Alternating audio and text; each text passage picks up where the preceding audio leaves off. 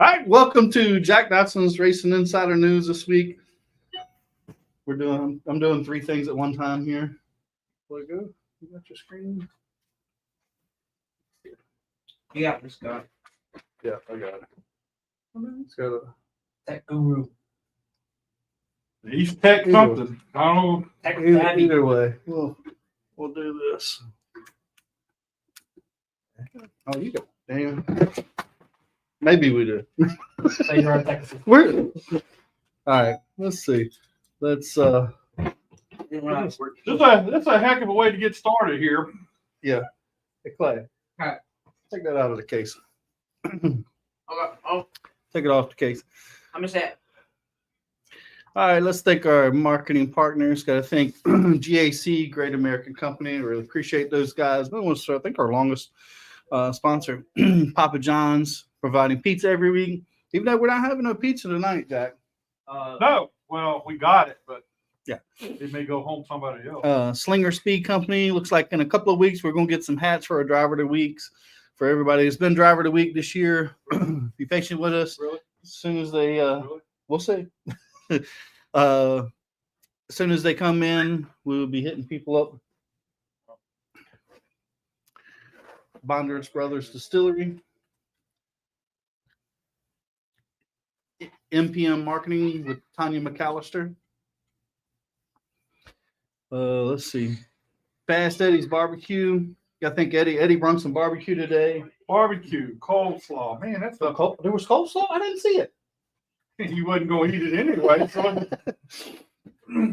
that's on this.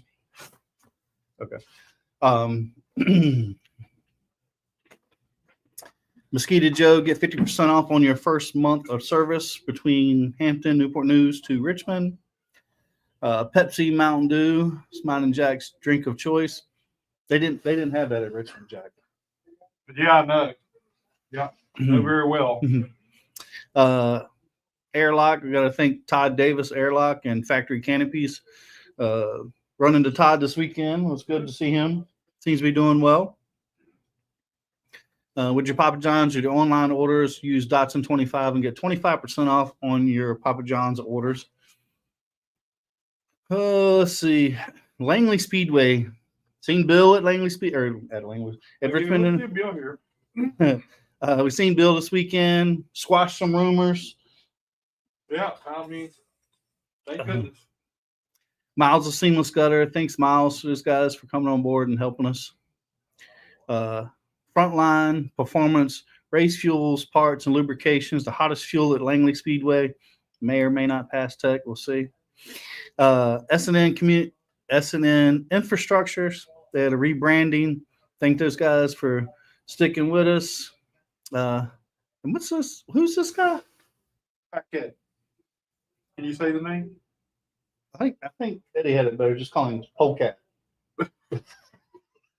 I ain't going with all that. Polecat Powered Solutions. If you want your generator and some electrical service done, he's the man. I'm saying we have him here. He's in the house today. Yeah, he's here. So I mean, all it does it took barbecue to get him. that's right. That's good. And you know, we got banana pudding over there. Mm, Clay's done. How many bowls have you had, Clay? One. So, all right, let's do So, some yeah. news real quick. Spent the weekend up at Richmond. The modified Craig Lutz got the win in the modified race on Thursday night. Corey Heim got the truck race win on Friday night. And how about Austin Dillon getting the win in the you know, in the cup race? That was unbelievable. it was, and you know, for him also too, it was pretty cool. Check him out, man. Let's flip it over.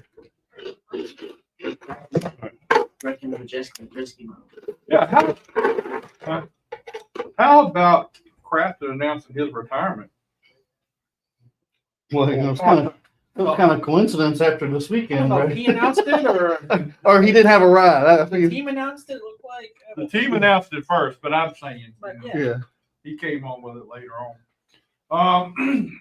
Up in Anderson, or down at Anderson, I guess I should say. The Cars Tour. Luke Baldwin got the pro late model win, and Landon Lewis got the late model stock car win. Also, the Cars Tour West was in at Colorado National Speedway, and the winner was Keelan Harvick. Nah, What about the guy that finished second? I think that guy's washed up. like he said today, he says, I've been in 4 races, he beat me 4 times. Yeah. Well, the first one he wouldn't have beat him, but he did in the end. Yeah. So down at Dixieland this past Friday night, Cody Carlton got the win in the Legends Sports Compacts, Ryvan Lindsay, Super Streets, Neil McClanahan, in the late models, Larry Jackson, and in the Sportsman, Larry Jackson. He got wins in both of them. At Kingsport, late model, Keith Helton got win number 1, and Zeke Shell won the second race. And in the modified 4s, What's that guy's name? Kevin Canner got the win in modified 4s. That's nothing unusual. Down at Orange County, they had the South Atlantic Pro Late Model Series. Mason Walters got the win. At Lonesome Pine this past weekend, the Grand National Super Series was there, and the first race was won by Thomas Annunziata, and Jeremy Mayfield won the second one. And we're supposed to be getting Jeremy Mayfield on the show at some point. I don't know when it'll be, but we're supposed to. And in the late model race, Joey Owens got wins both races, both late model races. And he also announced, and I talked to him day before yesterday, he is the new owner at Lonesome Pine Speedway. It was sold. He's the new owner. After the first of the month, he's going to come on and be with us on the show and talk about his.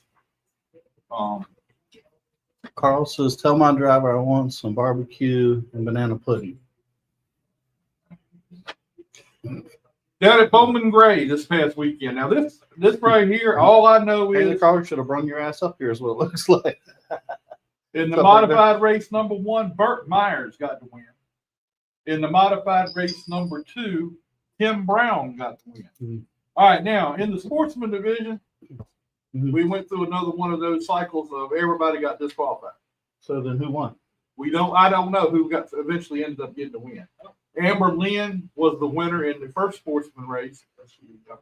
Yeah, she would not drop her oil pan. Okay, this was like the 3rd time, right? Yeah, so she was disqualified. Is she just gonna keep coming and winning the race and then leaving and bypass the tech or what? And Chase Robinson won the second race, and I think he said he would drop his oil pan, and He didn't drop it in time. it didn't. He ran out of time, so they took the race from him. Okay.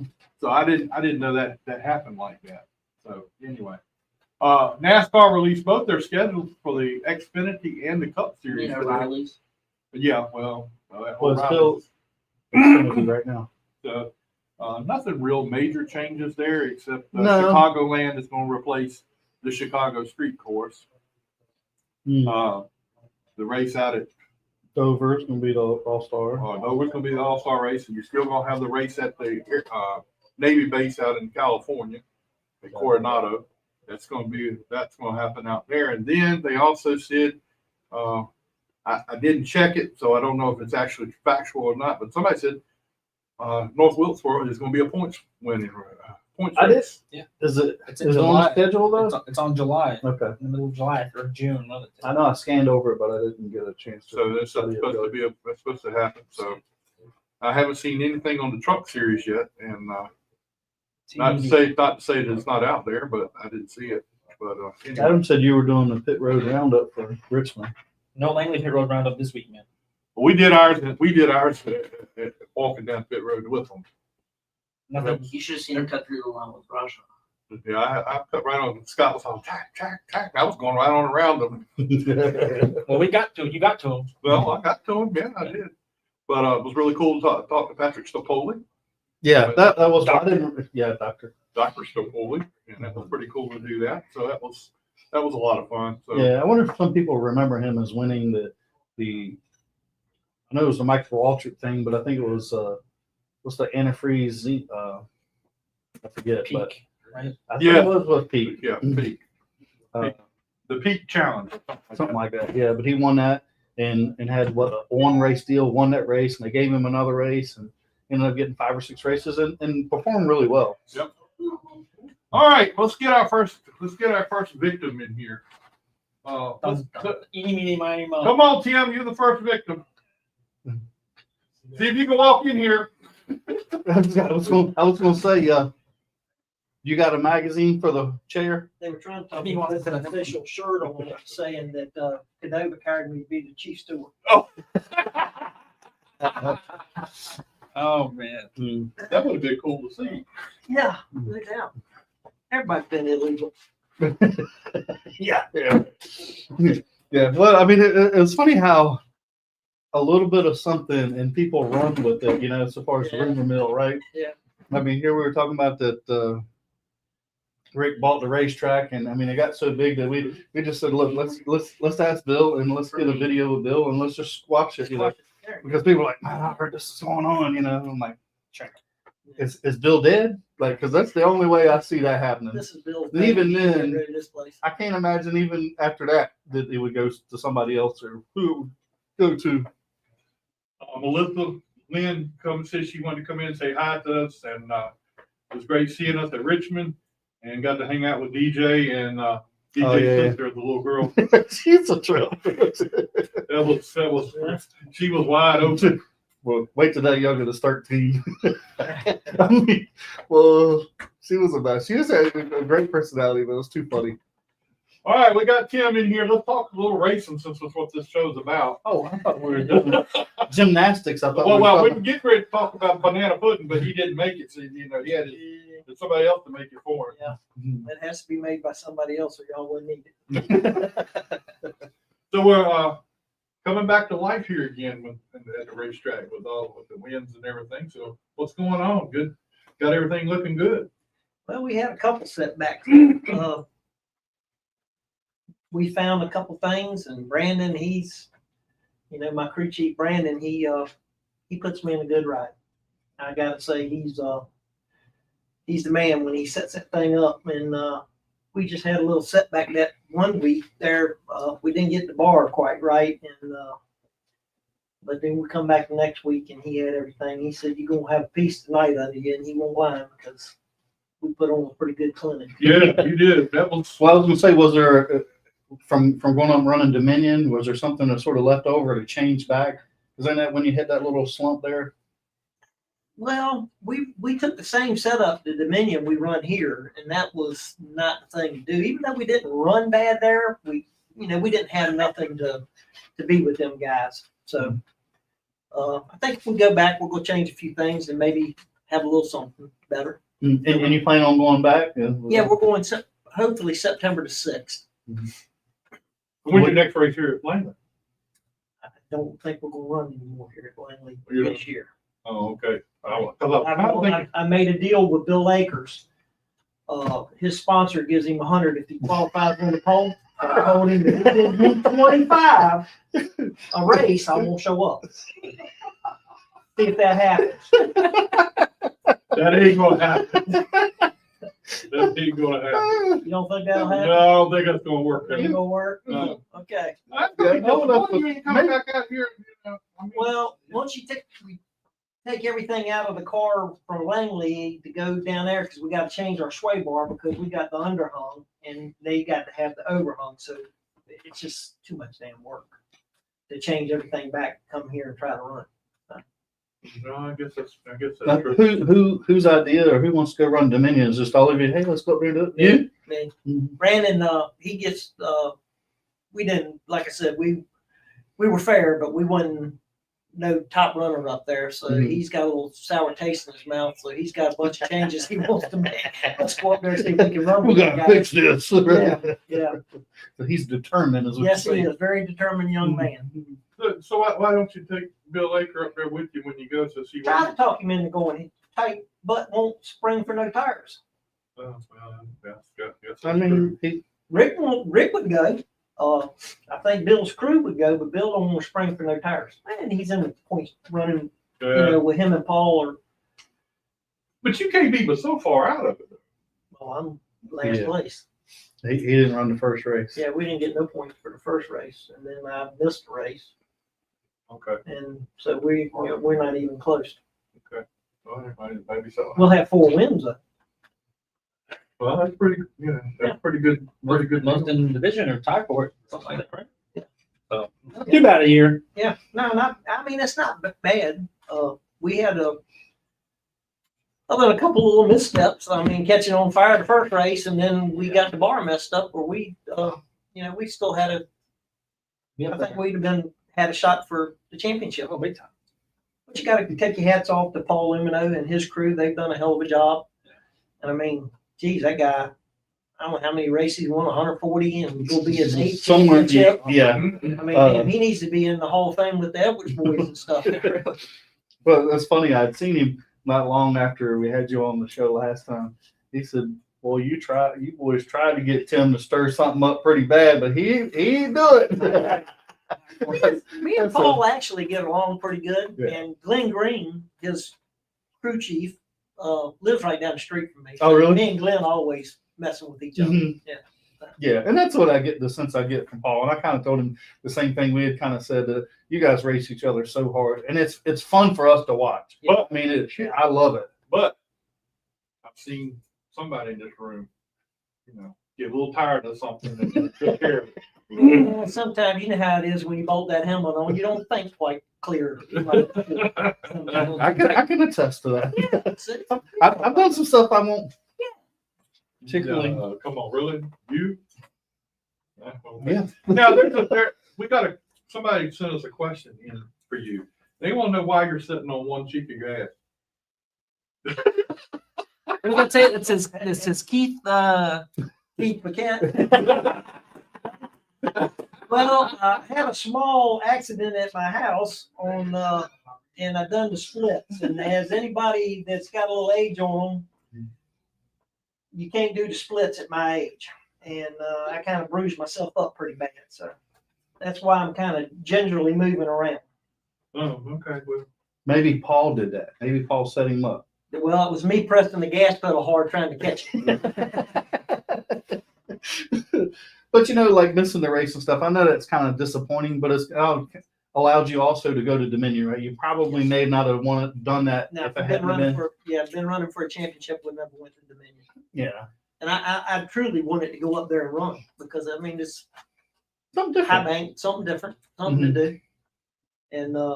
And there's nothing worse that pisses people off when you go to somebody else's racetrack and you beat 'em. win. Yeah. And well, that's not. Yeah, that's not. They don't like that. No, they don't. Well, they come down here and they know they got their hands full when they come out. If you come down here and win, you can run other places. This place is tough to make a car get around.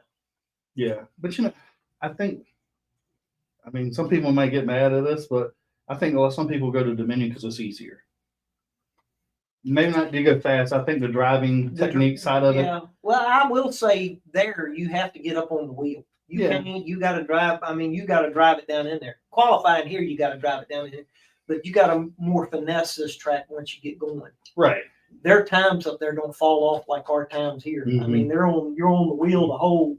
You're on the qualifying every wheel. lap. Yeah, you're qualifying every lap. Yeah, but I just think, I asked a couple other guys that have moved up and they ran in Dominion and they from Virginia area. And I'm like, why are you driving past Langley Speedway? And he's like, it's easier.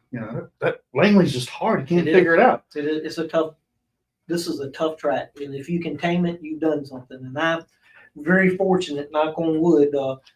I got a great crew chief and his father-in-law, Rick Hester, has helped me tremendously of getting our car where it needed to be, and of course our sponsors, and it takes a village to make things happen. Even the banana pudding, my mother-in-law. That's right. Get that here so y'all have me on the show. Gotta bribe. But we're not free. Yeah. You gotta bribe somebody to get on the show.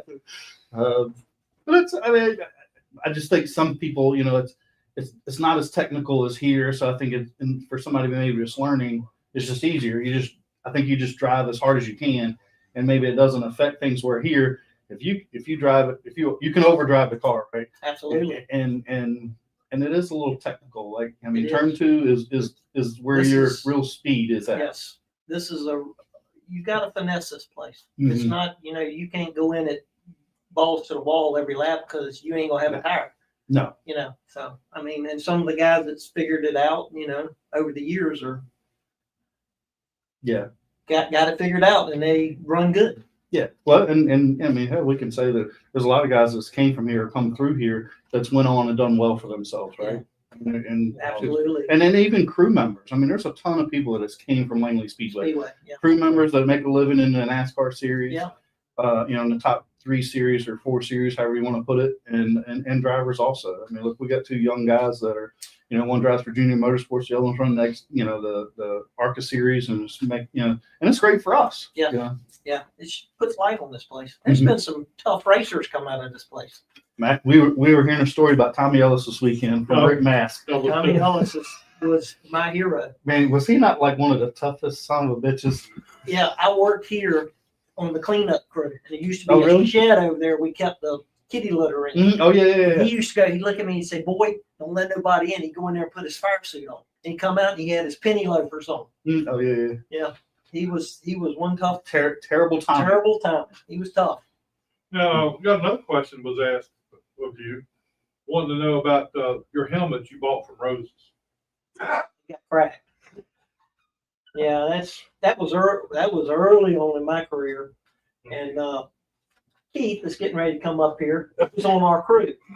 I drove for Terry Hillebrand, and we were running at Saluda late model, and boy, we were going down in Ray Brickhouse. I don't know if y'all remember Ray, Rodney and Ray. Well, Ray lost lead weight about this big. That thing, we had fiberglass bodies, and it come through, Well, you're lucky. cracked the helmet in 2, and put 13 stitches in my head, and I spun out, and the car cut off down there, and Keith come running up to the window, and he said, "What happened?" I said, "This thing blew up in here," and he looked, he said, "Holy crap." So that was scary. Oh yeah. Well, I Makes was, sense what's wrong with it. yeah, I was, yeah. Yeah. Man, you're lucky. Like, I mean, a piece of lead coming off a car on the racetrack, and that's why there's, you know, the penalty's so severe. Yeah, Yeah.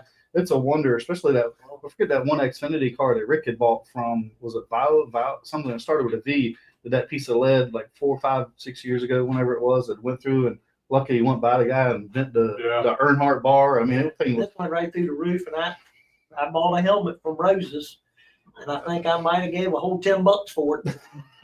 That's $10 you ever spent. Yeah, well, you're right. Yeah. Yeah, and it did. It split right down the middle and put 13 stitches in Now, my head. now you got open face. You're one of the few guys that has an open face helmet around. I have tried the closed face helmets. I just cannot get used to them, and that's all I've ever run was an open face helmet. Now it's not a $10 helmet I got now. It's a more expensive one, but I cannot get used to it. My glasses fog up. I don't feel like I got, you know, my provisional. Mm-hmm. I don't feel right. And it's because it took me the longest time to get used to the Hans device. Yeah. You know, because I used to race in tennis shoes, you know, and we only used a top and whatever you had on at the bottom. Yep. And then you see somebody get their feet burn up, and then you think, oh, well, maybe I will buy some of those fireproof shoes. Maybe I will put on some of this stuff. So yeah, Did you see Willie Mullins' shoes the other day? Yeah, where it melted the sole. They melted the shoes, melted. The glue for the Yeah. sole on it. And he had one of those booties on too. did he? Yeah, at Elko or Yeah. whatever. Yeah, they had a guy. It was a salute. His name was Red, running with us, and his something happened. He hit something, broke the fuel pump, and it sprayed inside. Ooh. All he had was a little string around his ankles, and it burned him up. I said to myself then, maybe you should get some of those shoes. Yeah, damn. Yeah, you need them if you're gonna race. Oh, absolutely. So, all right, we're going to Dominion. Any other things you're gonna do between now and the end of the year? Probably, maybe, no, not nothing much. Camping a little bit. I was talking maybe going down to Southern National for one of their races down there. I don't think our cars, they got way more car than we do. And I don't know. I haven't really talked it over with Brandon. Probably not. Probably just Dominion and be happy with that, and then get ready for next year. All I right. gotta put a new nose on the car, kind of mess that thing up a little bit. We just got it stuck up there. So about how many races you plan on running the rest of the year? Maybe 1 or 2? Yeah, 1 or 2. Okay. Yeah, we So it's a vacation year. Yeah, pretty much. Yeah, save a little money. Mm, You know, next year try to go at it. I'd like to win another championship before I get too old. How many have you won? 5. 5. Well, you're going to get up on it. You're going to catch up with Paul. It's gonna be tough to do. I mean, it's gonna be tough to do because Paul. Because you got to go through Paul to get it, too. You got to go through Paul to get it. Absolutely. well, just don't mess around with the dogs and slip and fall in the kitchen. The dog's gonna be the end of me, I believe. I think he's trying to kill me. But he forgets I feed him. You got to remind everybody around you that you're worth more alive than you are dead. So that's what I used to tell my wife. My kids might not think that because you know they're the beneficiaries. All right, well, give a shout out to your sponsors and everybody who helped you out. And Okay, I'd like to thank H&H Truck Center, Johnny Holloway. Anybody needing a good truck, go see him up on Jefferson Avenue. And I got Keith Paquette over there, Paquette Parish. I've heard he gives you a lot of money, doesn't he? He does. He writes big checks, so he will. So, but I like to thank Keith for helping and his wife Linda.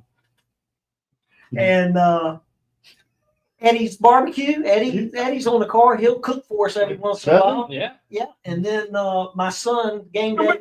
before we go any further, when Eddie supposedly cooks for you, do you have to schedule it ahead of time for him to cook for you, or does he just come do it free? But you know, Well, he'll tell me and he'll come do it usually. Yeah. He done the last when we won the championship last year. He done a championship race. Fed all the guys, which I appreciate dearly because. well, I appreciate him bringing barbecue here too, but Yeah. He talks shit now. He's done 8, ain't he? You know, the 82 barbecues, the stuff that. You got a banana pudding? Oh, he ain't got no banana pudding yet. We don't. Oh, it's supposed to be nice. I'm leaving it. I can't take it out because I know what'll happen. Sugar be through the roof. that probably happened to me too. Yeah. And I'll take them. There you go. There you go. But you were saying game day. Game day, my son, they're over in Norfolk, which you Yeah. know, and he helps me out tremendously. And I have a great time. I got my grandson on the team and my son. So, I mean, That's gonna be fun. yeah, when I was first starting out, I used to have to stick my son up, and he was a little bitty fellow. I stick him up in the stands. I say, don't get in no trouble and give him a $20 bill, you know, because I didn't have nobody to watch him. So, Racetrack watch team. yeah, racetrack watching, you know. So that worked out You know, pretty it's good. funny, like things like that we did back in the day. Today, you can't do, you know? You couldn't get better. I did it Friday. Oh, shit. Yeah. He made it back?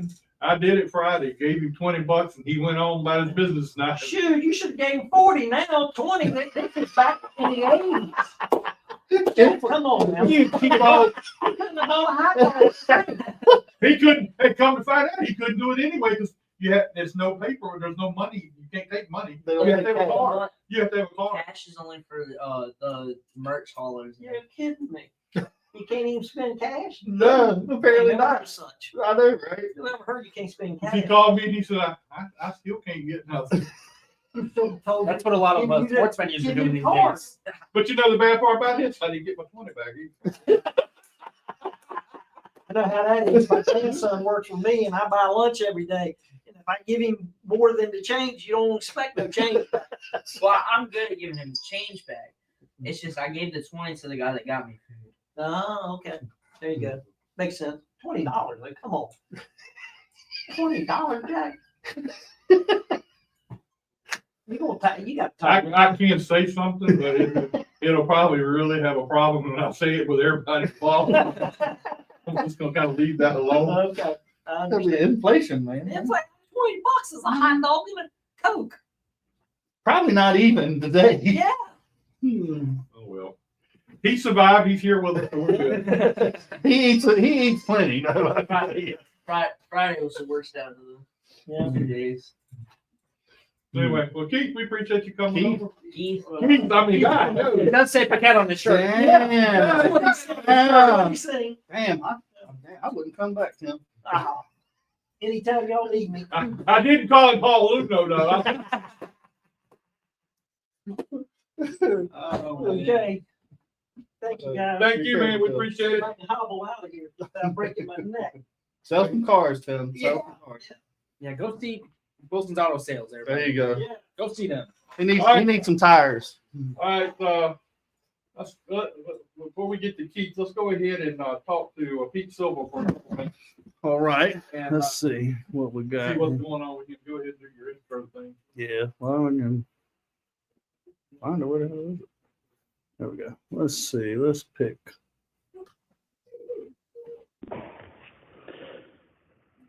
Hello, I'm Brian Morehouse, Director of Marketing for Hi, Jack. Communications Incorporated. I'd like to welcome you to this week's show of Jack Dotson's Inside Racing News with Scott Allen and Adam Wilbrock. What's up, Pete? Hey up, Pete. Pete. Somewhere I can't unmute the mic. Oh, weird. I'm here. I can't. Can you? We can hear you. Turn your mic off, Jack. Can you hear me? Yeah, Yeah, we got you. Can you hear Can you us? guys hear me? Yeah. Yeah. I can hear you. Okay, we got you. All right, Can you Pete. hear me? Yes. All right. All right, Pete. How are you? How's everything going with you, and how's life treating you down there in Florida? Well, I'm in Maine. Oh, you in Maine now? I moved back to Maine about a decade ago. I've been all over hell, I guess. All right, I pulled a Scott Allen there. So. I thought you were still down in since the last time I talked to you. I wish I was. I wish I was. So how's everything going with you? I mean, you got a pretty big thing happen to you a few weeks ago at Hickory. I mean, that was a big deal for you. Yeah, it was. I guess.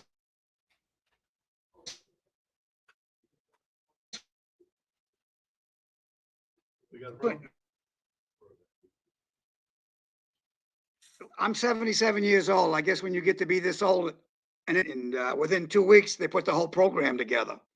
Had us down there. It was kind of exciting, really. Can you hear me? And that car looked great. I ain't kidding you. That car looked great.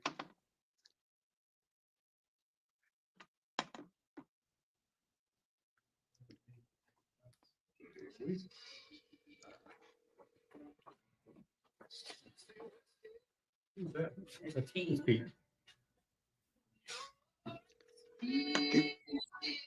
Just pull it. You hear me now? Yeah, we. Yeah, we can hear you, Can you Pete. hear me? Yeah, we got you. Can you hear us?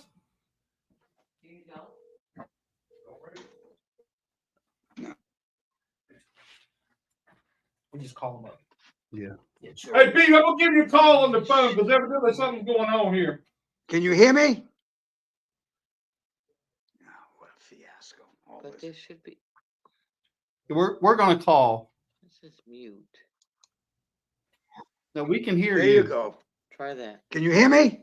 Yeah, we Yeah, can we hear you. got you now. Okay.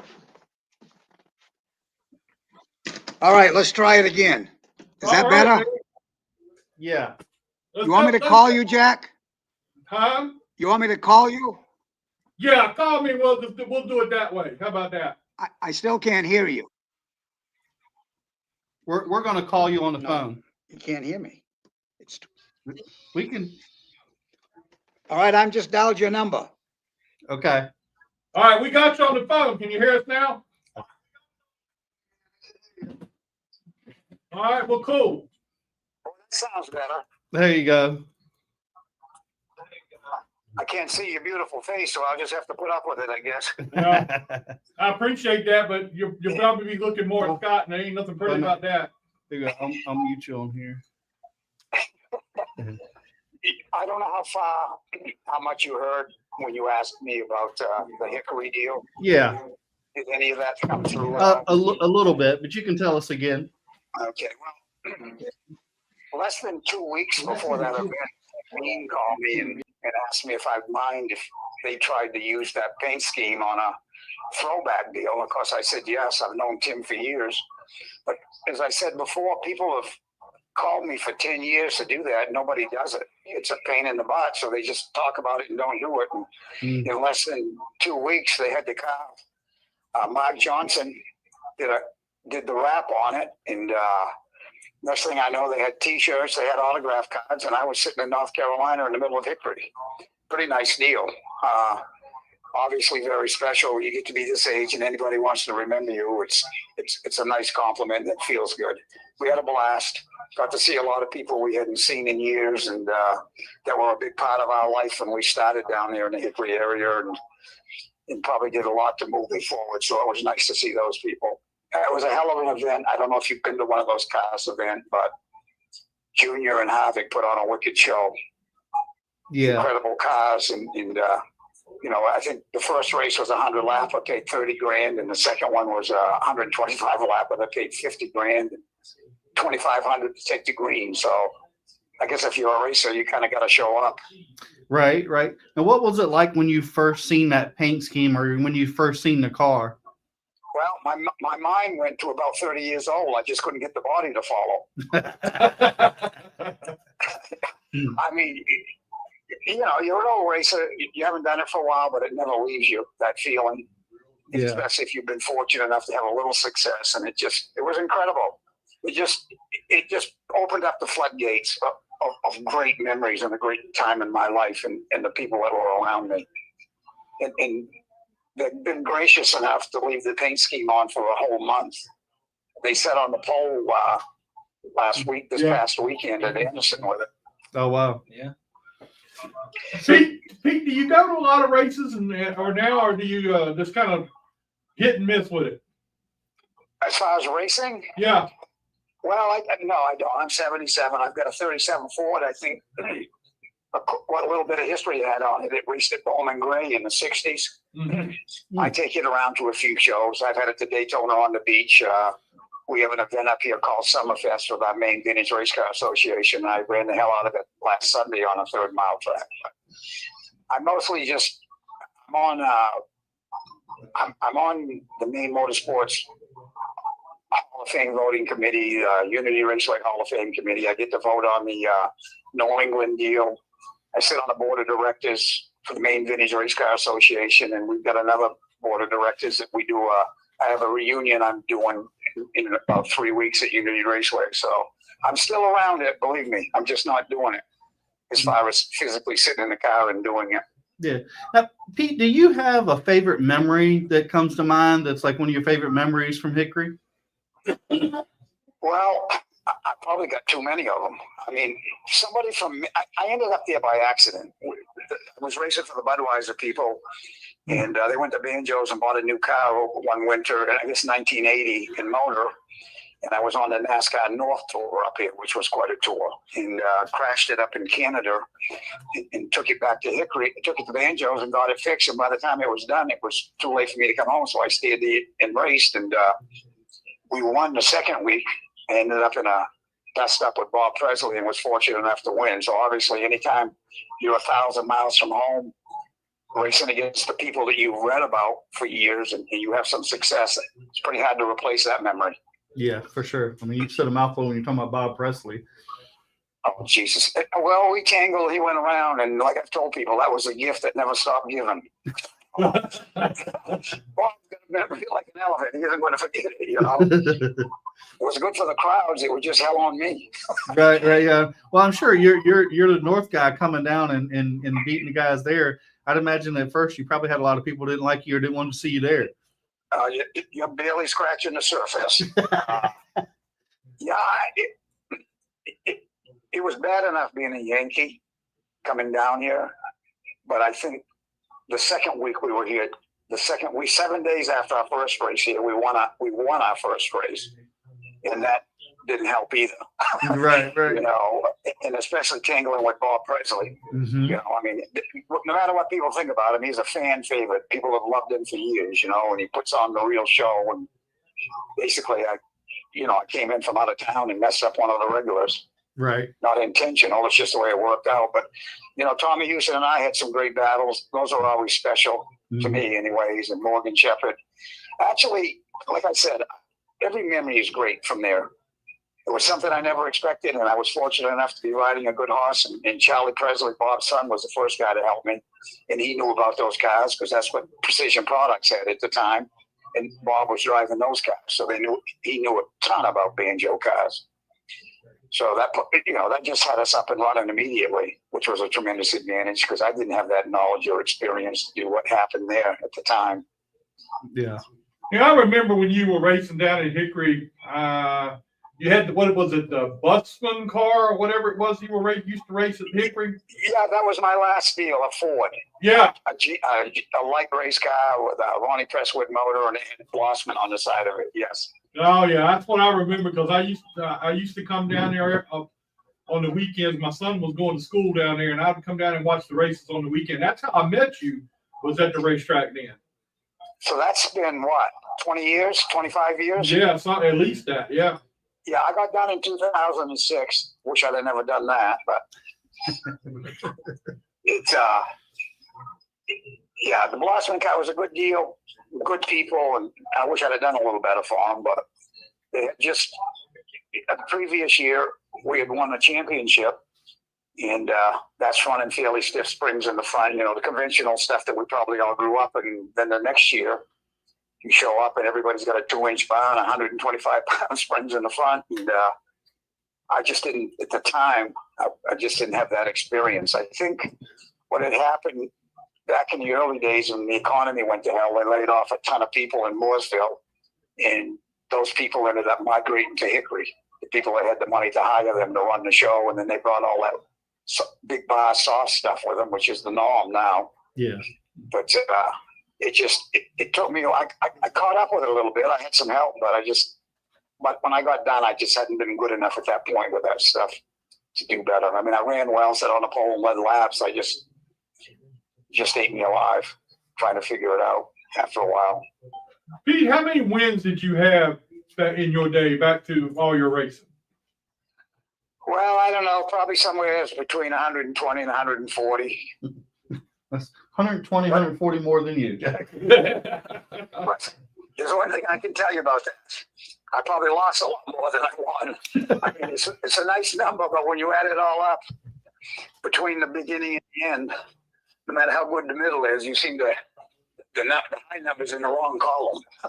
Yeah, I understand that. It's funny how all these guys win a bunch of races. That's what they remember, the ones they lost, not the ones they win.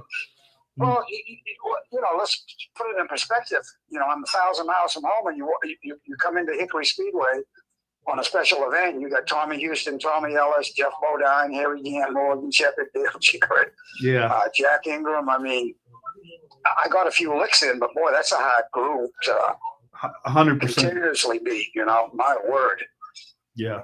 Yeah, I'm now that the dust settled and I'm looking back, I just feel very, very fortunate to have been able to participate on a racetrack with those same people. Mm-hmm. It elevates you mentally and talent wise. You know, you have to learn how to do it and keep up, or you're not part of it. You know. Yeah. And from that, did you ever get any opportunities to run like the Busch Series at the time or a Cup race? No, we talked about some Cup stuff. I had a guy I was involved with, and he'd ordered a Laughlin chassis, then got into some trouble, and that fell through. I ran a lot of Busch races. Let me see. When I got there, it was late model Sportsman. Right. In 82 or 83, did it become the Budweiser Series? It was the Budweiser Series. Don't you remember that for a while? Yeah, the Busch Series, yeah. Well, it was Budweiser. It was late model Sportsman. It was Budweiser, and then it went to Busch. Oh, okay. Oh, I don't remember that. Yeah, I know it was like early 80s, 84, 85, maybe when it went to Busch Series. I think probably 83, 4 might have been still a Bud deal. Yeah, that's back when you had that V6, that Buick V6 they were running. Yeah, that was in the 80s, probably the mid 80s or so. It was Busch Series by then. Yeah. No doubt. Yeah, that changed everything a little bit. You know, the motors V6s. They ran well. I don't know if that did anything for the sport, really. I don't think so, because they ended up doing away with it. Yeah, I really loved the 311 motors. You know, I drove several different cars. I drove Ellis's 12 car one night in a winter shootout at Hickory, and a lot of different cars. And those 311s just they were a good motor. They lasted. You could turn the hell out of them, and they stayed together. Mm. But now everything is just so controlled. You don't do any of that stuff anymore. Do they even build their own motors anymore? Nah. They're all on some program where they have to buy it and send them back to get rebuilt, aren't they? Yeah, they're a lease program from Ilmore. Yeah. That's right. Gilmore, that's right. Yeah, I mean, I don't know how old you guys are, but boy, you talk about changing since 1980. A lot of things have changed since 1980, I can tell you that. Yeah, I can tell every time I look in the mirror. I can't say nothing. I'm right behind you. I want to get off the topic here just for a minute. I was listening to you guys for about a half an hour before we came on, and you were talking about somebody that a piece of lead came through the windshield and bent the petty bar. Who the hell was that? That was an Xfinity car. It was a low budget team. I know Rick Godova didn't buy the team. He had the car because it was in when he bought the team. Right. I can't remember where it was, but it was, I don't know how long he's been out of the Xfinity series. 8 years ago. I know the team started with a V. It was a guy, he was a sponsor, the team owner. Yeah. But luckily it didn't hit him, but it did bend that bar real bad. Yeah, I was flabbergasted just listening to the story. You know what? For anybody, people think they're not unlucky a lot, but there's a guy that should feel like he's lucky. You got that right. Absolutely. I mean, that wouldn't have been an injury deal there. No, that'd have been a closed casket. That would have been. Yeah, I know. Yes. Well, it's good that he made it through that. But so you guys are up in Hampton, Virginia? Yes, sir. At Langley Speedway. Langley Speedway. I've been to Langley a few times. I really liked it. Oh, really? Okay. Yeah, I think I borrowed a car, went up there and started in the back and finished second to Jack. But the best time I had there, and you guys will love the name I'm going to bring up, we started leaving Maine, going from Maine to Martinsville to watch the combination races back in the 70s when they had the modifieds. Yeah. And, boy, that was a great era. So when we drive down there, unless everybody liked Terry Gant, he ran both divisions, but I just liked Ray Hendricks. I just always liked him. And Flamin' 11. Yeah, I think then it was I don't know if he at that point, it was probably 83. I was driving Lindy White's car, and we beat the living hell out of each other for fourth and fifth. But the way you're supposed to do it, we moved each other a little bit, but no wrecking. And at the end of the night, I'm sitting on the trail. It was for fourth and fifth. He finished fourth, and here he comes up pit road. And all I could see watching him come up pit road was Bob Presley, because I remembered that. Hickory, and I said, and he reached into his pockets, and back then we used to run those old Goodyear and Union driver suits they used to give you. Yeah. And the pockets went down to a bunch of knees, and everybody down there had a gun or a knife. And he reached into his pockets, and I said, Jesus, do I start swinging, duck, or run, or what do I do? And pulled out 2 cold beers and put his arm around my shoulder and just started laughing up a storm talking about the race we had. I would have loved to won the race, obviously, like anybody would have, but I don't know if I swapped that moment for much, really. Especially the way I felt about him, what I thought of him as a racer. It was just a great moment. Well, Pete, we appreciate you being with us tonight. We're going to call you back someday and get you back on the show and talk some more. How about that? All right, guys. All right. Listen, thank you for thinking of me, and take care of yourselves. We will. You too, and we'll talk to you again soon. All right, guys. Bye-bye. All right, bye. Thank you. All right. Peace. Go ahead and get Keith in here. And I'm sleeping now. He's asleep apparently. Oh, yeah.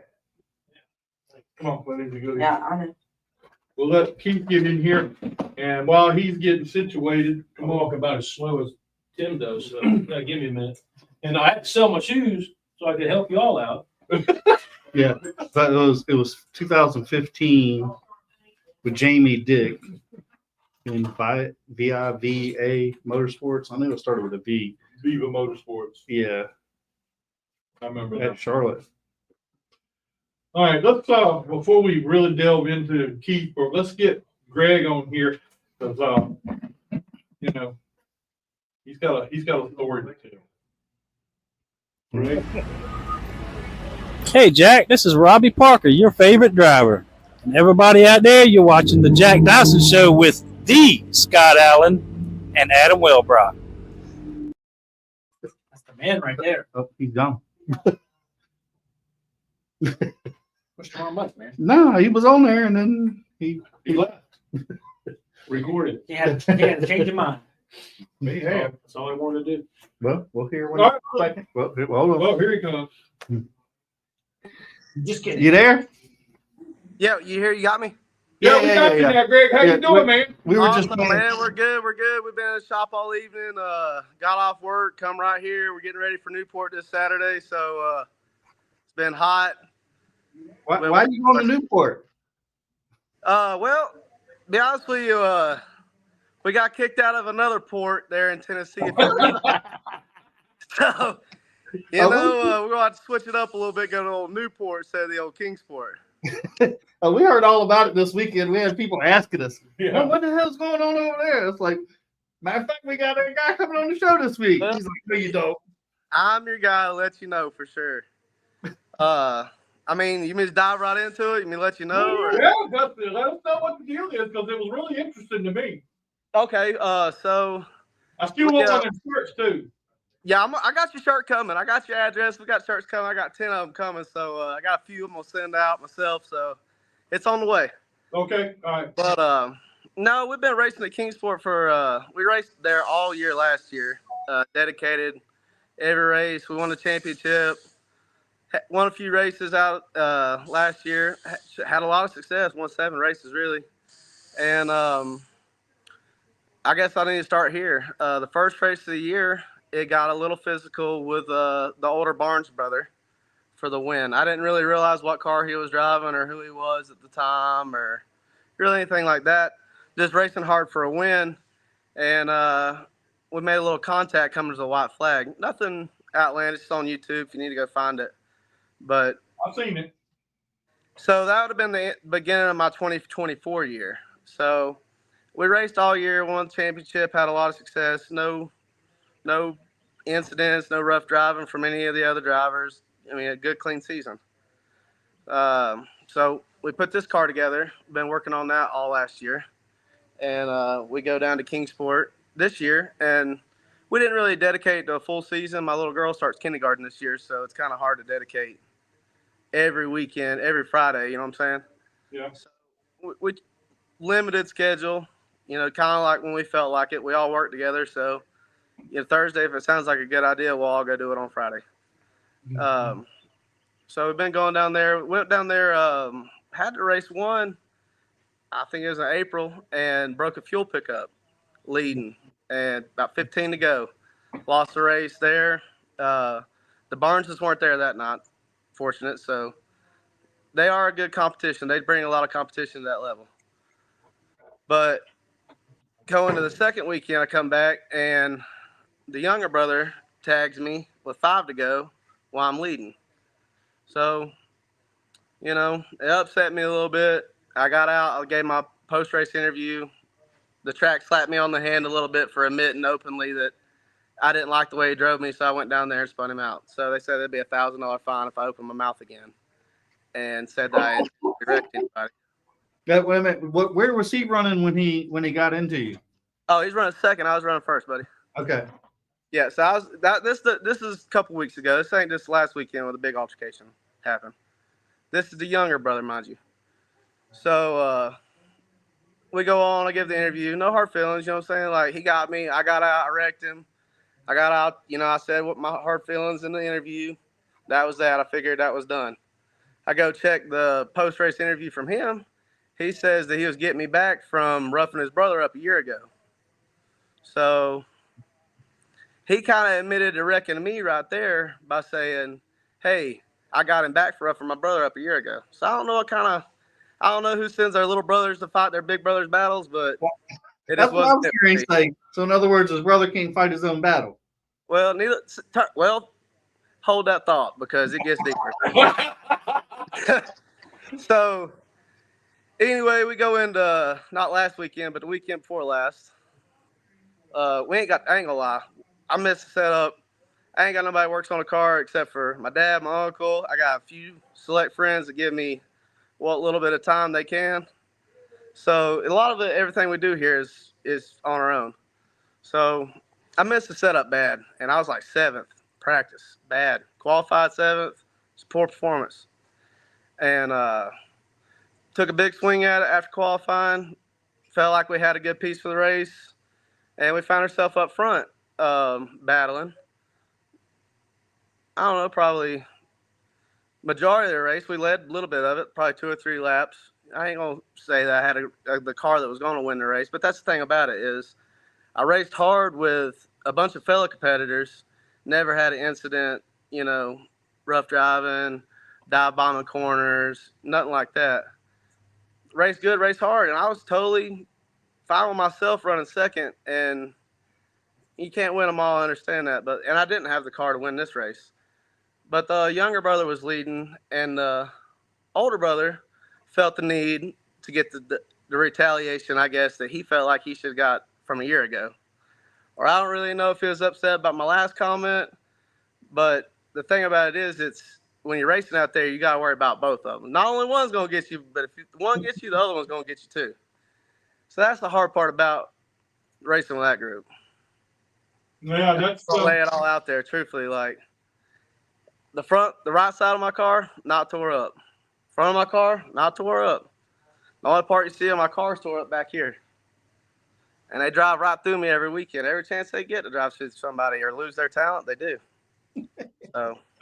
So you're going to Newport now. So they don't come down to Newport.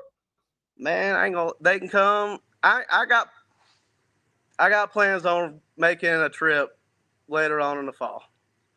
And if they don't come where I come, I can go where they go. I mean, it's not necessarily I got on lasting beef or anything like I want to retaliate and wreck either one of them. But this is going to have to be squashed eventually. They're going to have to understand they're going to have to stop driving through people. The track's going to have to do something about their driving. I mean, they drive everybody in the field. There's been 4 incidents. I mean, not only me, but there's been 4 other incidents with them this year between 2 different tracks. Like, But so the thing about it is the Barnes, they didn't get anything out of that deal, did they? I mean, to my recollection, I don't know. I haven't heard nothing like that.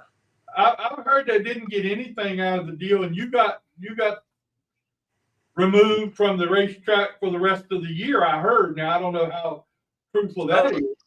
I mean, it's an indefinite suspension. I don't really. It wasn't signed by anybody, so I don't really know how. I mean, I could have used a header like that, you know what I'm saying, on an email and sent that myself. But I respected it. No one really signed it. We might have ruffled a few feathers, you know what I'm saying?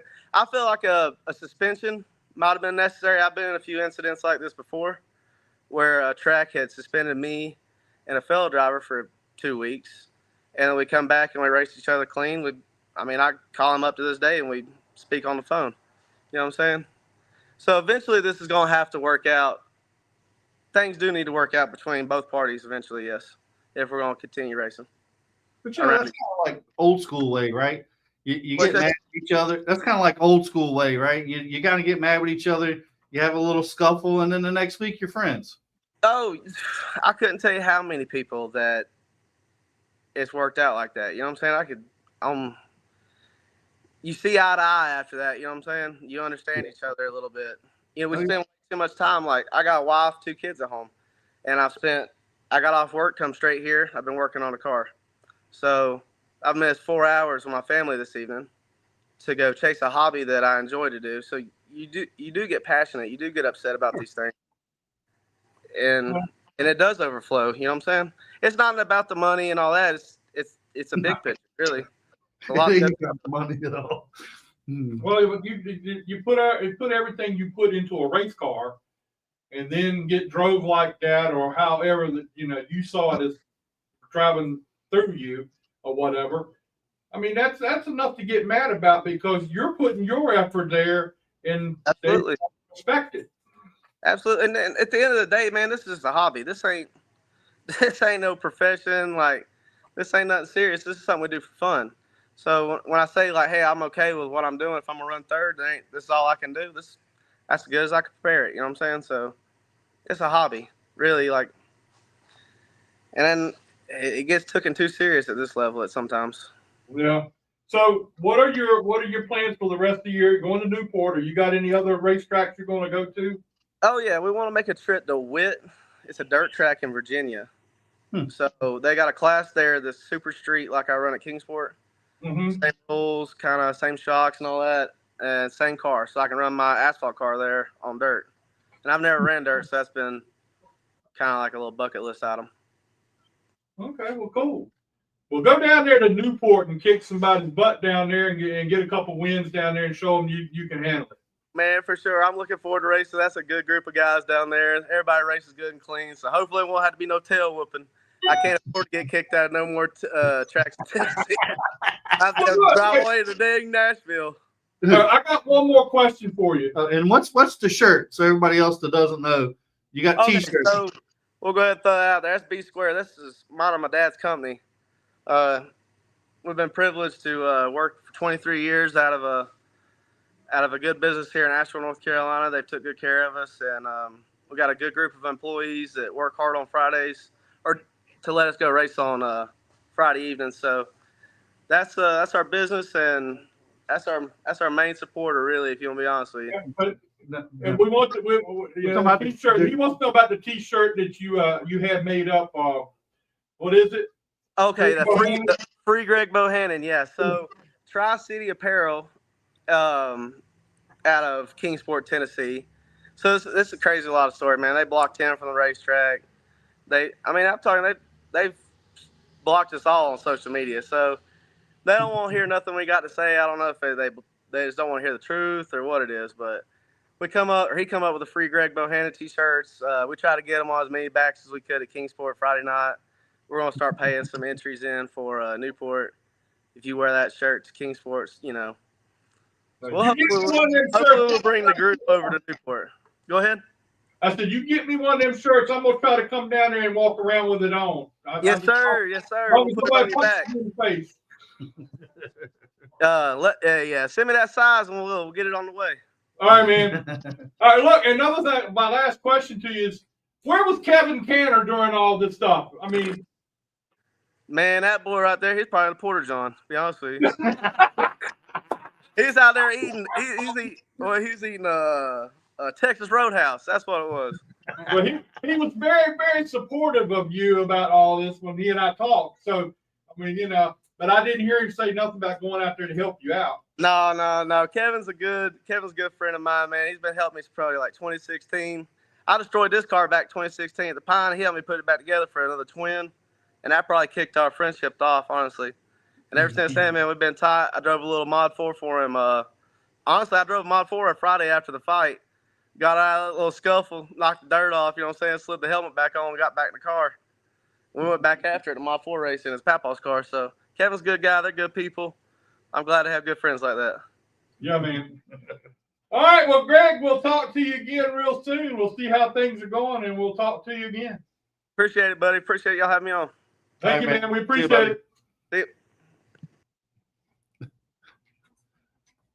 I understand, and I heard through the grapevine up Richmond, that they're at Kingsport Friday night. There were so many of those shirts running around there, free Bohannon.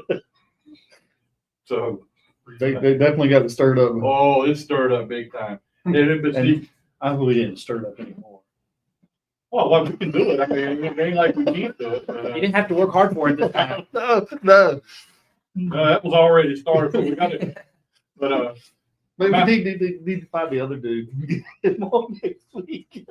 We can have them both on. and you know what? This has been out there. He's liable to call me and want to come on the show next week. You got an invitation? Just call us. He might want to come on the show because We'll hear his side. Anybody at the Barnes household. I know him. I've met him before. Yeah, he used to be with Dixon. Okay. Yeah. So I mean, that's So that'd be interesting. Too funny. All right, let's talk to somebody who I appreciate a whole lot for what he did for us the other day. Yeah, did you see the people he hangs out with? That's not my fault. It's not your fault. Nah, I mean, it's Eddie's fault. I mean, he's got to get Eddie and them to pay for his lunch and everything. That's right. Well, that's why you said, how about talking, come on the show, and that's why you invite Tim. I'll come. I want some banana pudding. So I heard all these rumors about how great the banana pudding was. I mean, he come in with a bowl and a spoon, right? All I needed. That's what How long have you been friends with Eddie? I don't know. Long time. We know each other for Too long? no. I think we started with a mutual friend, Joe McBayers, and that's kind of how I met him. And then Tim, when I worked down at Break King for ever and a day, he brings stuff up there. And then I started Terry Hildebrand, as he told you, he was the manager of Break King, and he had a race car. I said, race car? I'd like to work on that. And Terry was a little reluctant, but then he let me come on. Then he found out I wasn't as dumb as I looked, and so he let me do a few things. And You're not? No.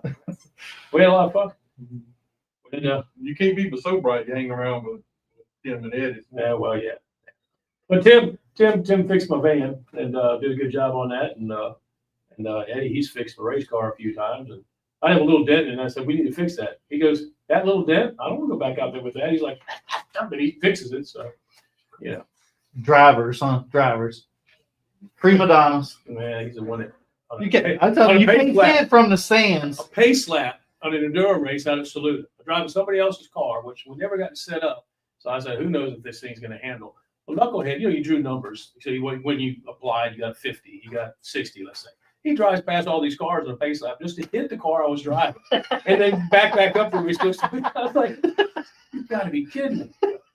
You didn't have to worry about that little pit no more, did you? No, I destroyed that car. That car was, I don't even know how it was run. The radiator was sitting on top of the motor. The gas tank was shoved in the back seat. So, yeah, we took that to the junkyard. But, How many people do you sponsor at Langley?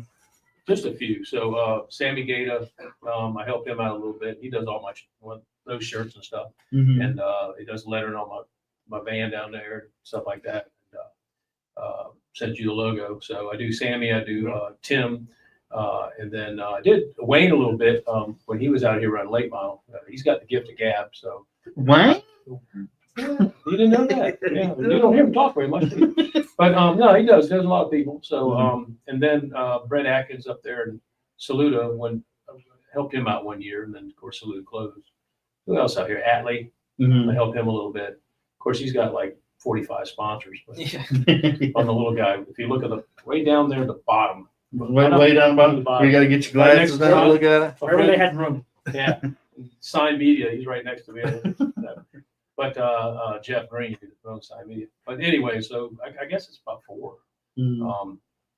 I helped Ryan Nestor a little bit last year, but I didn't help him this year. But I saw him at the track one day and ate some of his food, so I gave him a couple of dollars and said, "Hey, man, I know I didn't. I feel bad. I'm eating some of your food, but not too many. It's the fun is for me to watch these guys have a good time. I've known Tim a long time. I remember when Brandon was in the car, but he wanted to get out, and Dallin was looking for a driver, and I'm sure he thought of him already. And my first response was, "You need to get Tim."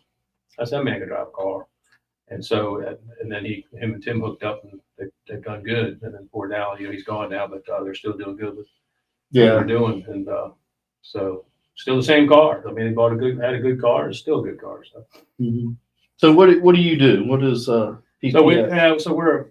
I was a mechanic for many years, and I left that profession because I got tired of working on cars, and I started working for an electrical company up in Williamsburg. That's where my wife was working, and I made a comment: "You got a really good boss." I'd work for him, and he had come down to Break King where I was working at the time, and he had saw me doing some work and run around in circles, and he said, "I need somebody to hire." And my wife said, "He said he'd work for you." Really?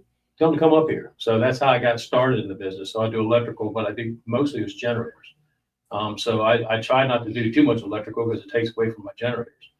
So we repair them, replace them, install new ones. In fact, we're really busy right now. Eddie wasn't so expensive, I'd hire him. But it's just, we are swamped. Got a ton of business, doing good. My wife puts up with it because she said, you're going to always be on call. And so I've been out there at 2:30 in the morning working on things, trying to fix them. And some of them are the customer's fault. And I said, you tripped a breaker, you know, you Right. got to check this stuff. So, you know, they get billed, but if it's something, you know, it's minor, I won't bill them, but it's been good, and we're happy with everything. And So is it just push you? Kohler.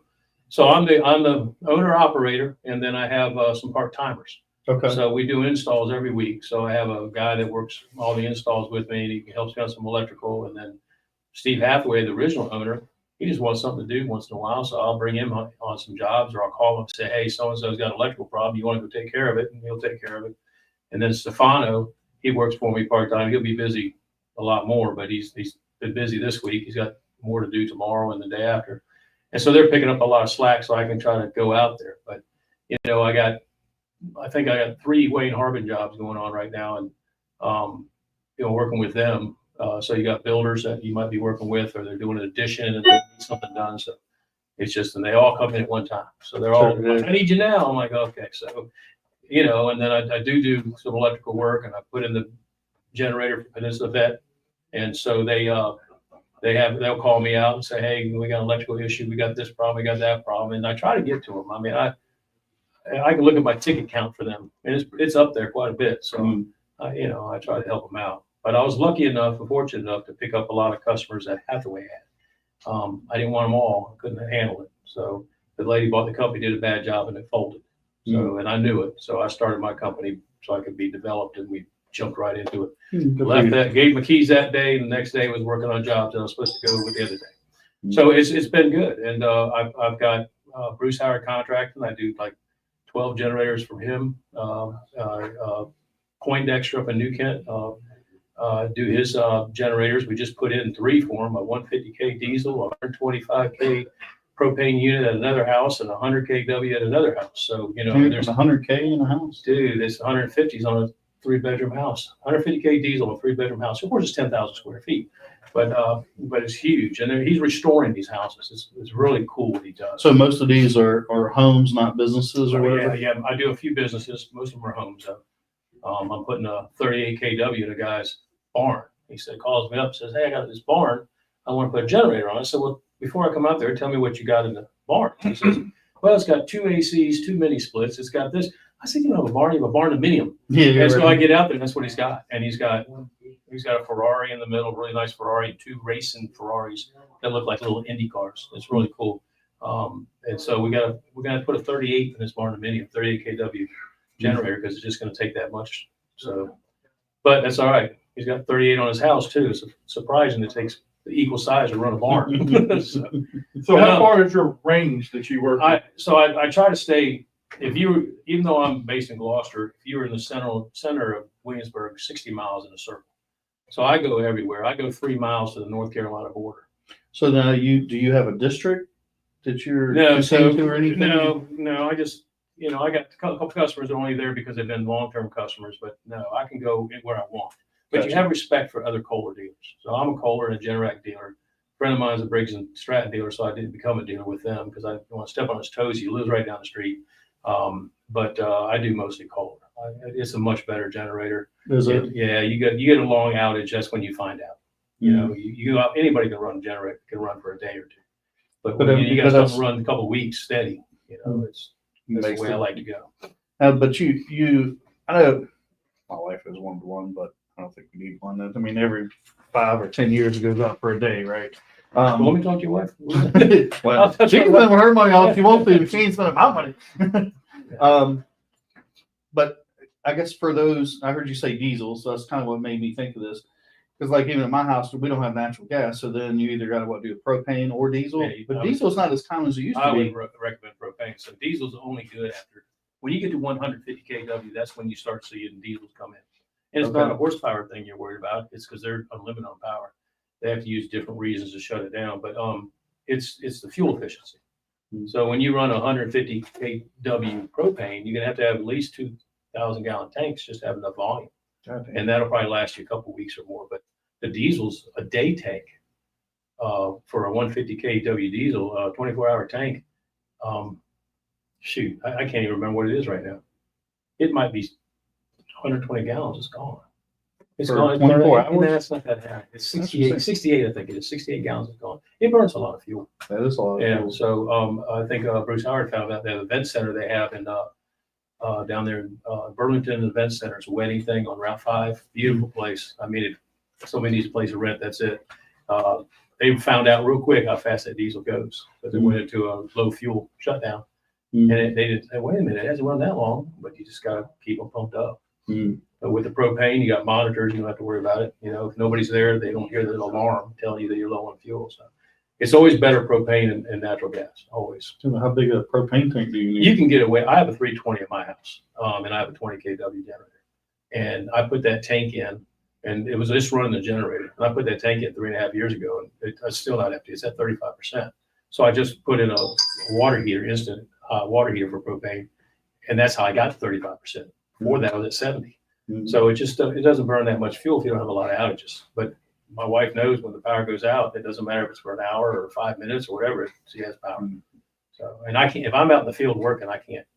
Sorry about the generator. Eddie, go fill my gas can. So, but Eddie's got a generator. Him and his mother-in-law got one from us when I was working with Hathaway. Of course, he services himself, so he doesn't get any special attention. Well, but that's the popular thing going now too, is the generators, right? It's kind of big business. It is. So, you know, I remember a guy made a statement one time. I don't think this is true yet, but it used to be air conditioners were a luxury. Yeah. Now they're mandatory almost. You know, Yeah, and for sure. it's just like, you know, with dehumidifiers, they should be mandatory in houses when they're built. It should be, you have to have a dehumidifier. It saves so much trouble down the road. But generators are still a luxury. But some people have to have it. I have customers that are on oxygen. One had a heart pacer, and he has to work. If it doesn't work, he's run down the firehouse to make sure he can get plugged in because his battery's not going to last for so long. So I think it's a good thing to have, but of course I sell them. But and you know, they got a little more expensive over the years. But you put one in, you know, just keep it maintained, and there's no problem. You usually go on for a while. When you do have problems, everything's fixable. Everything can be bought, you know, and replaced if necessary. So Kohler right now, till September 5th, you get a free 10-year warranty. So your wife. What's the average cost of a unit installed? It all depends on the house, how much you run. But most of my units go from anywhere about, I just did one the other day, estimate for $9,500 and some dollars. And that's turnkey. And I did one for $14,500. In fact, he called me and I was supposed to call him back and I forgot. So that's not good. But he wants to go with it. And then that was, yeah, I know, talk so much. But anyway, quit asking questions, I say. But anyways, you know, I had a job for Eddie tomorrow. I think he just lost it.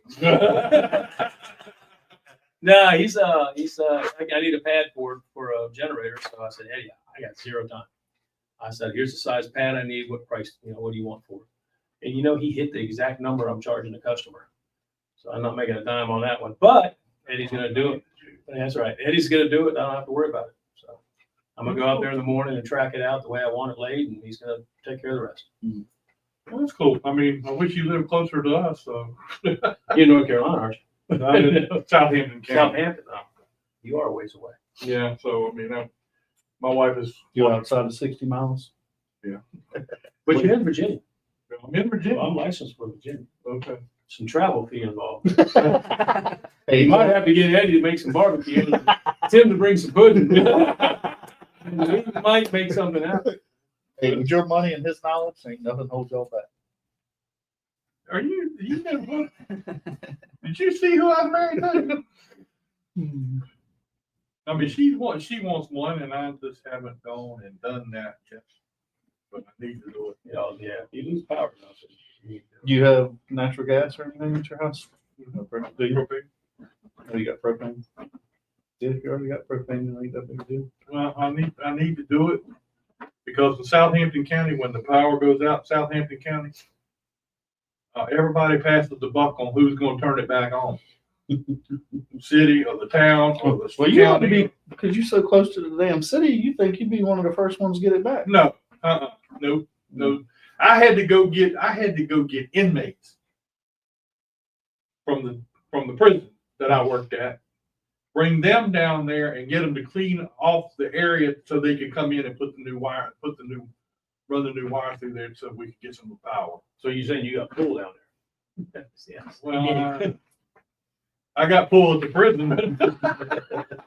He didn't work at the Anyway, well, we want to say thank you for what you've done. You got, you helped us out some too. So, not only I ain't even told Scott. As soon as that $10,000 check cashes. Yeah, Let me know, because Tim said he got one too, but I ain't seen it. They come through the register. Yeah, thank goodness for that. So, but we appreciate you doing that. Yeah. And, It's just a little bit, but it helps. yeah, and we appreciate having PPS with us. Back at Precision Power solution. Power Solution. Got that power. I'll get Tim to stand here and back up. He doesn't have a shirt. I'm glad I didn't screw it up this time. Neil Steele over there on 99.1, he can't get it right either. He says it's Kent. And then the coworkers say, the Kent Fire Solutions. Okay. And Randy Hutchinson gave me that nickname. He couldn't say my last name. They called me Bowcat. But get used to it again. Neil Steele's a little slow sometimes too. Little. He hasn't been on the radio in a week because he hurt his back. What a big baby. He acts like he's 75 years old. I think He is. I know. Yeah. No reason. The last time I saw him when he was umpiring a baseball game, he was complaining about his legs hurting and all this other stuff. He was umpiring the game. He just wanted to hear somebody call his name. That's all he wants. So, he used to be the PA guy at Southampton. Well, he did it for Saluda too. And He didn't know what he was doing, but he did a good job, I guess. he was here for a little while too. Was he? Yeah. So, He remembered Tim. When Tim ran a Saluda, he remembered Tim. Well, that's amazing he remembered anything. Yeah, that's what I thought. He didn't remember me. I can't figure that out. I was the guy who tried to kill Tim on the way to the racetrack. Said he'll never ride with me again. What'd you do? I had I was restoring from my mom. I got my mom and dad, and my dad, she bought it from him, and I was restoring it. And my dad was such a tightwad, he had 4-plies on it. It was a 73 240Z. So I'm running it, and he's riding with me up to the racetrack. And I don't know, I said, I can't go no faster. It's shaking. And then this El Camino in front of us. So I just kind of gradually drive through the gravel and go on. He gets out of the car. He said, I never ride with him again. And I don't think he has. I think he drives every time we go get food. I haven't figured that out yet. Well, I can understand this. I mean, I rode with a guy. I got in the grass too with some guy. I heard that. Jack. I won't mention their names. Yeah, well, I rode to Charlotte with you, and that We stayed on the asphalt. Yeah, but Scott wasn't driving. Did you run over a deer? No. Eddie Clark ran over a deer. I said, I was asleep. We're going back from the North Carolina. What was that? That big race, dirt race they had down there in November or late October. We come back. I woke up. What was that? Hit a deer. Did he stop? No. The deer. He said the deer was already dead. He was, and he. Then when he got it back to the shop, they had it checked out and had a little fur here and there. No, we ain't had Jack's car checked out yet. We looked at it. It was all right.